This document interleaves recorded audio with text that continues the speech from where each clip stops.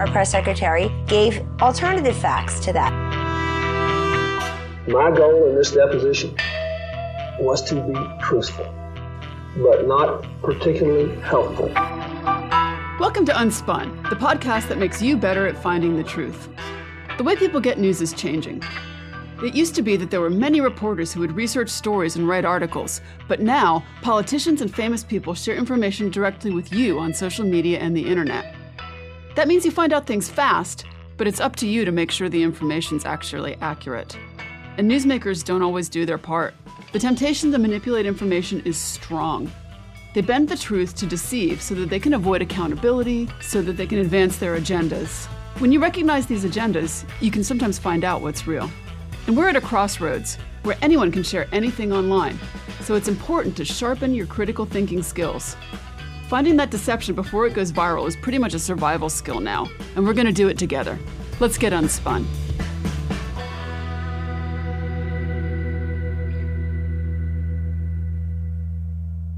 Hello, everyone. This week, news stories from courts, congressional committees, and other corners of the government have highlighted how adults can sometimes act like children when they're dealing with disagreements. Since summer vacation is kicking off in North America, a lot of you are soon going to be seeing relatives with whom you might not always see eye to eye. To help you navigate these tricky interactions, we're re-airing an episode on getting along with difficult people. Let's get unspun. I'm glad you're here. This week, I want to tell you about an Aunt Gladys encounter that I had last week. I grew up in a family of travel agents, and as a result, I learned to really enjoy cruises.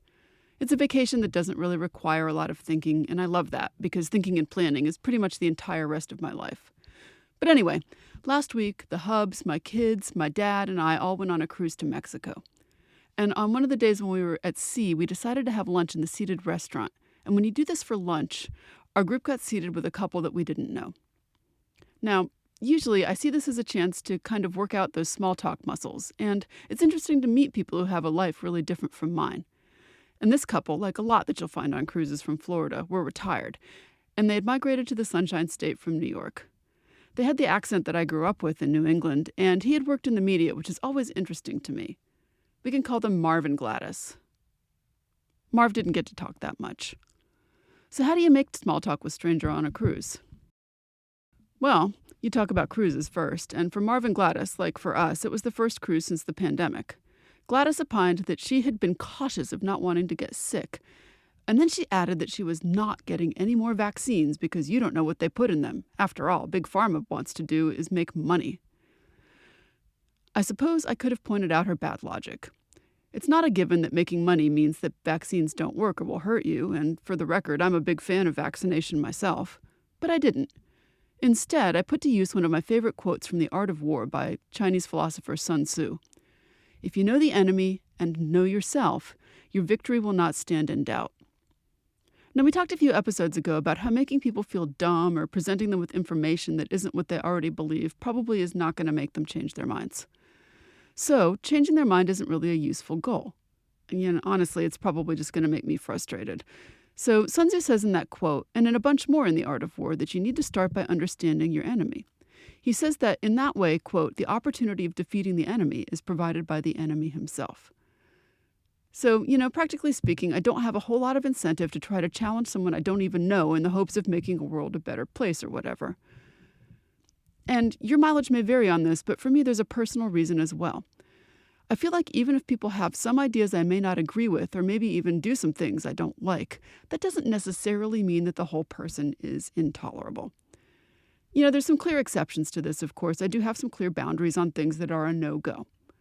But, for example, I have no interest in hunting. And honestly, I find those flex photos people post with the zebras they paid big bucks to travel to another continent to go kill pretty off-putting. However, just because someone is a hunter doesn't mean I won't have anything to do with them. We can have a conversation, and I can learn about why it's important to them. And I've done that. I've learned about things like family rituals, about the overpopulation of some animals that humans caused, and I've even talked to one guy who liked bow hunting and donated his spoils to a program that provides meat for poor families. Anyway, back to the point. Here we are at lunch.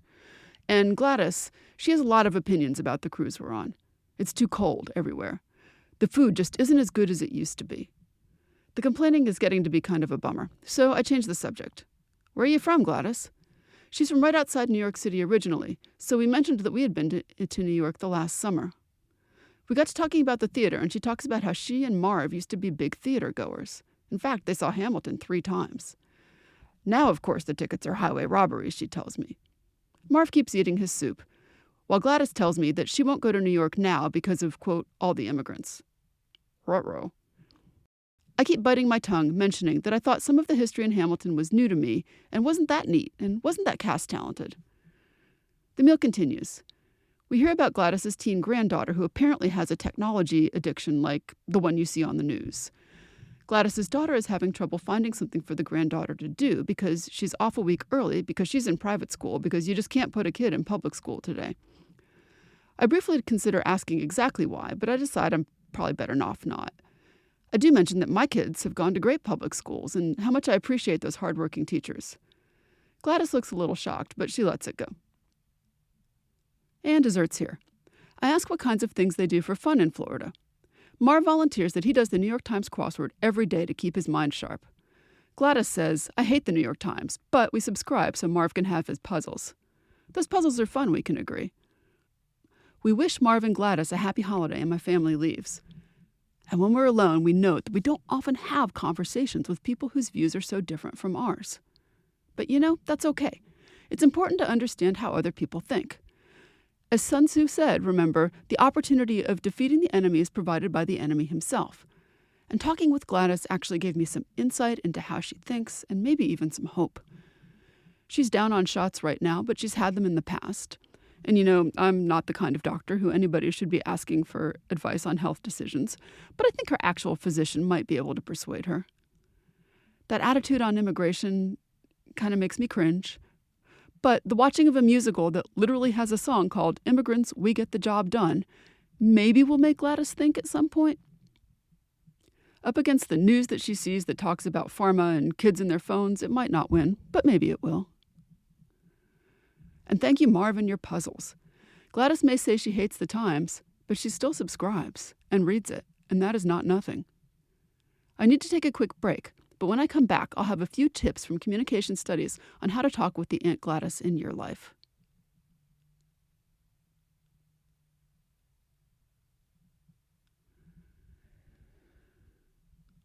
Welcome back.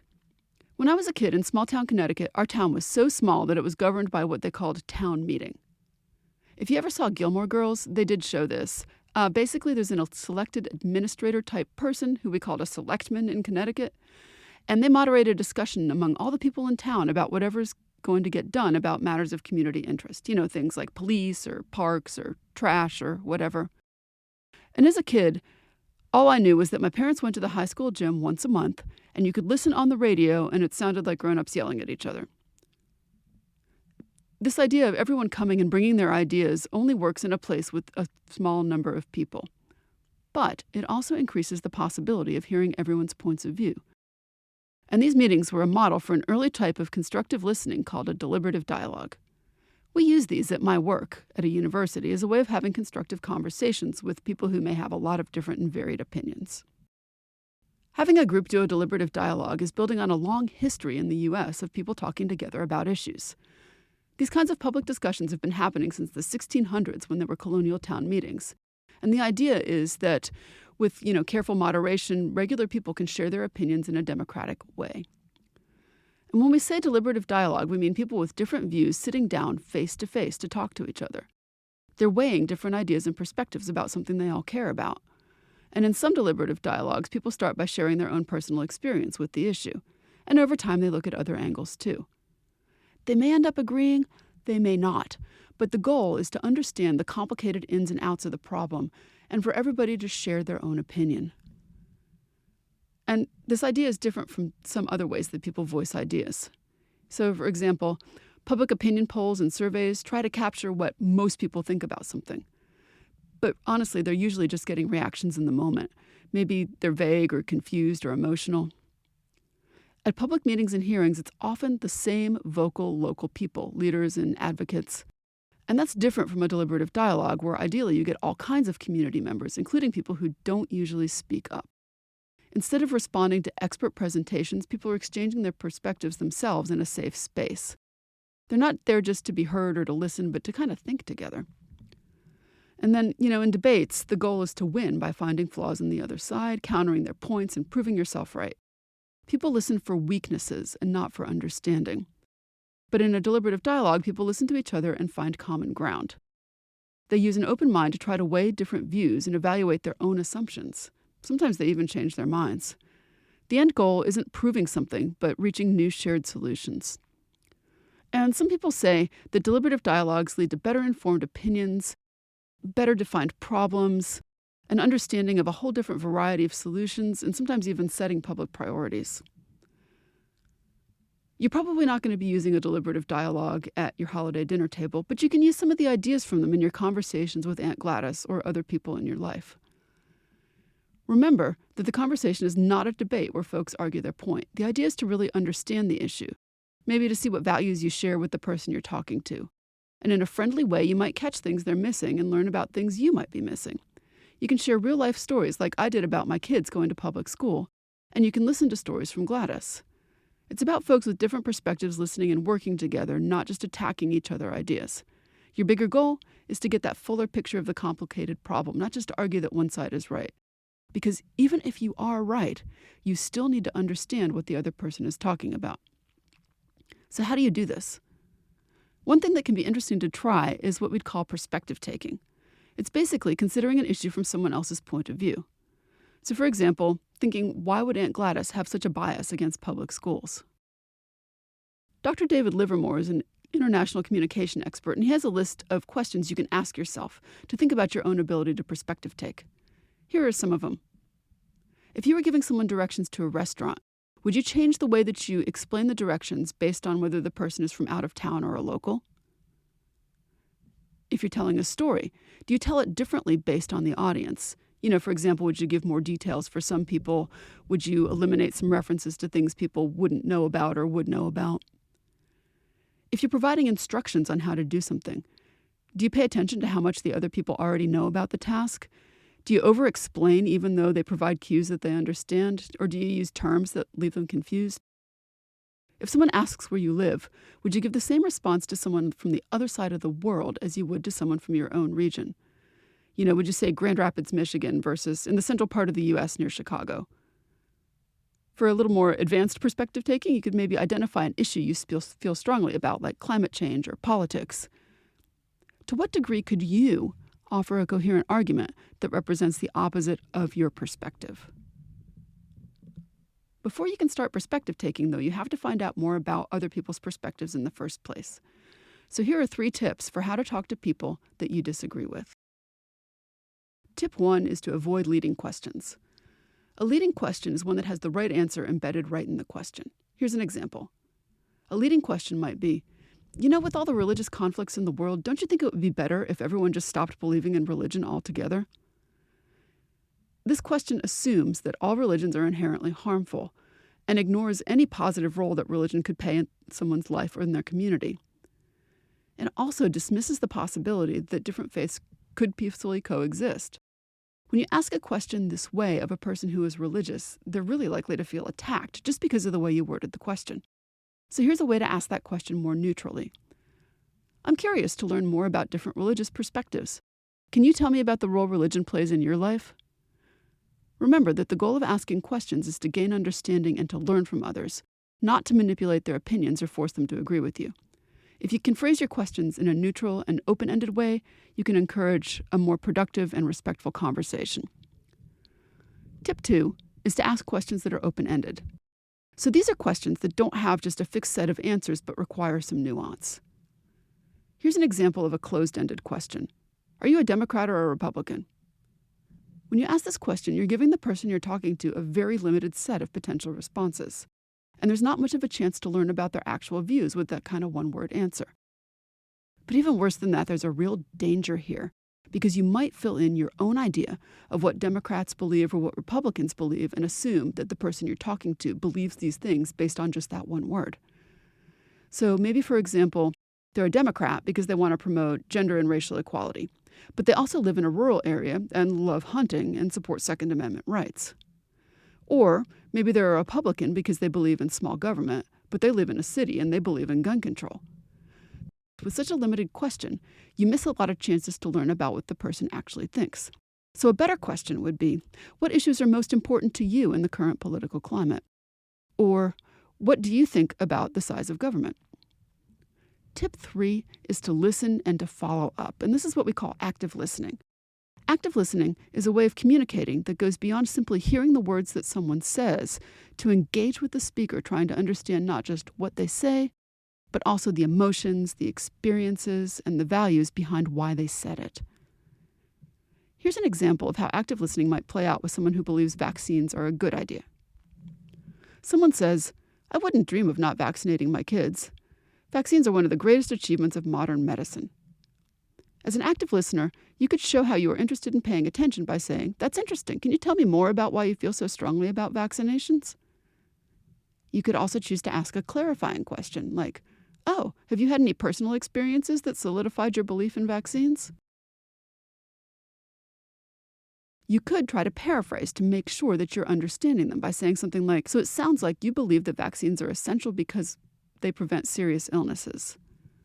And you can acknowledge their feelings by saying something similar to, "I understand that some people have concerns about vaccines, but it sounds like you feel pretty confident in their benefits." Again, you don't have to agree with them, but it does help you to understand where they are coming from.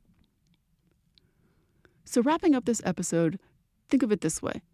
Just as Sun Tzu encouraged you to know your enemy in battle, we've uncovered some secrets to navigating disagreements. You have to start with understanding. Remember those 3 tips: asking open-ended questions, active listening, and steering clear of those leading questions. They're not just tactics, they're keys to help unlock understanding and maybe bridge the divide between you and Gladys. So as we gear up for a new year and approach an upcoming presidential election here in the U.S., the battlefield of ideas is going to be buzzing. But instead of wielding weapons, we can arm ourselves with empathy and curiosity. It just works better. So before diving into debates, take a beat. Consider Sun Tzu's wisdom. Seek to understand deeply before you try to change minds. And when you do it, you might just find some common ground that paves the way ahead. Or at least maybe you don't have to dread dinner with Aunt Gladys quite so much. Thanks for listening.